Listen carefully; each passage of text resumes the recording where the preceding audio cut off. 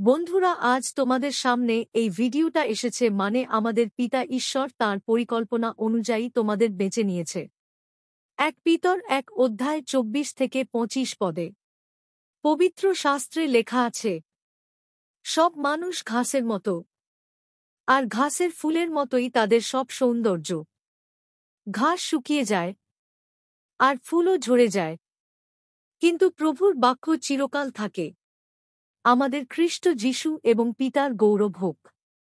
যীশু খ্রিস্টকে মৃত্যু থেকে জীবিত করে তুলে ঈশ্বর তাঁর প্রচুর করুণায় আমাদের নতুন জন্ম দান করেছেন। তার ফলে আমরা একটা জীবন্ত আশ্বাস পেয়েছি, অর্থাৎ ভবিষ্যতে এমন একটা সম্পত্তি পাবার আশ্বাস আমরা পেয়েছি যা কখনো ধ্বংস হবে না, যাতে মন্দ কিছু থাকবে না এবং যা চিরকাল নতুন থাকবে। এই সম্পত্তি আমাদের জন্য স্বর্গে জমা করা আছে। আমরা সম্পূর্ণভাবে উদ্ধার না পাওয়া পর্যন্ত ঈশ্বরের শক্তিতে বিশ্বাসের মধ্য দিয়ে আমাদের নিরাপদে রাখা হচ্ছে। শেষ সময়ে প্রকাশিত হবার জন্য সেই উদ্ধারের আয়োজন করে রাখা হয়েছে। অবশ্য যদিও কিছুকালের জন্য নানা পরীক্ষার মধ্য দিয়ে হয়তো এখন আমাদের দুঃখ পেতে হচ্ছে, তবু উদ্ধার পাবার আশায় আমাদের মন আনন্দে ভরে উঠছে। এই সব পরীক্ষা আসে যেন আমাদের বিশ্বাস খাঁটি বলে প্রমাণিত হয়, আর তার ফলে যীশু খ্রিস্ট প্রকাশিত হবার সময় আমরা প্রশংসা, গৌরব ও সম্মান পাই।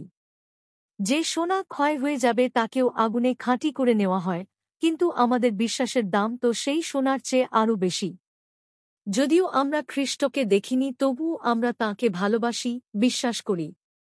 আর যে আনন্দ ভাষায় প্রকাশ করা যায় না ও যা স্বর্গীয় মহিমায় পরিপূর্ণ, সেই আনন্দে আমরা আনন্দিত হচ্ছি, কারণ আমাদের বিশ্বাসের শেষ ফল আমরা পেতে যাচ্ছি, আর তা হল আমাদের সম্পূর্ণ উদ্ধার। আসুন প্রার্থনা করি। প্রভু যীশু, আজ আমরা তোমার কাছে এসেছি। তুমি আমাদের জন্মদাতা, তুমিই পালন করো। আমাদের সৌন্দর্য নষ্ট হতে দিও না। তুমি আমাদের উদ্ধারকর্তা। আমাদের নতুন করে গড়ে তোলো। আমাদের বিশ্বাসে খাঁটি করো। আমরা যেন তোমার যোগ্য সন্তান হয়ে উঠতে পারি। এই প্রার্থনা প্রভু যীশু খ্রিস্টের নামেতে চাইলাম। Amen, amen, amen.